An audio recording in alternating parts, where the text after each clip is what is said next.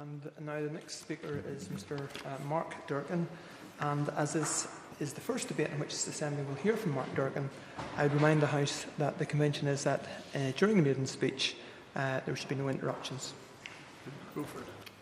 Thank you, Mr. Deputy Speaker. On behalf of the SDLP, I fully support this motion. I would also like to take this opportunity to thank the people of Foyle who have elected me to this House. I am honoured that they have put their faith in me to represent them, and I will do so to the very best of my ability. I aspire to serve Derry with the same vigour as John Hume, the same diligence as Mark Durkan and name, and the same compassion as Mary Bradley. Most of us here today will at some stage have been contacted by families and carers of people with special needs, desperate for our help. As services are cut in some places and non-existent in others, many families are at breaking point, physically and mentally exhausted.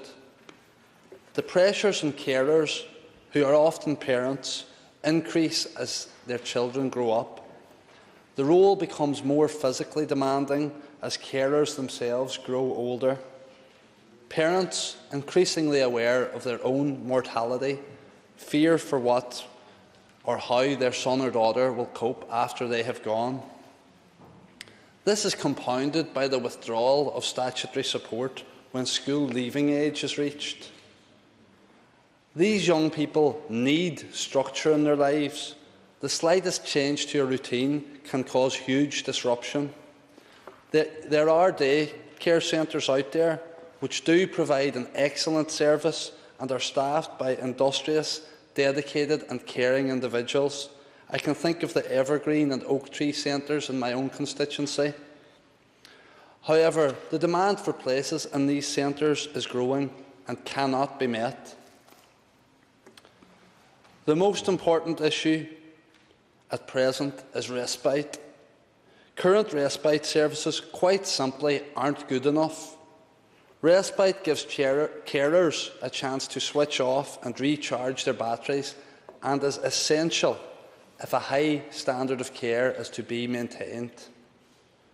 It is also important for clients to get respite from their carers.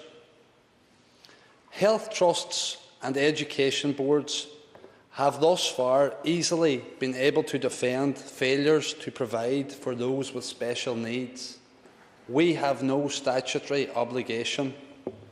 Well, Mr. Deputy Speaker, this House does have a moral obligation. Are we not the legislators? The SDLP want, as a matter of urgency, a policy adopted for children with special needs, which is not a postcode lottery. Our goal is an education system where children, young people, parents and carers are partners with schools and education authorities in securing the best educational outcomes for young people with special needs. There should be a statutory obligation on the two main departments, education and health, to plan for those over school leaving age and assess the options for post-19 care provision, including the number of places available in daycare centres.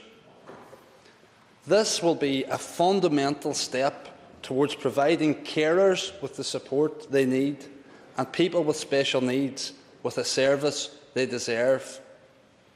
The Autism Act, as championed by my colleague Dominic Bradley, is a recent and relevant example of cross-departmental collaboration to improve the quality of life for vulnerable citizens here. It is surely, therefore, not beyond us to emulate its success and make a positive change for people with special needs and their families. We can make this change. We must make this change. We will make this change. Thank you. Very good, Mark. Very good. I'd now call the next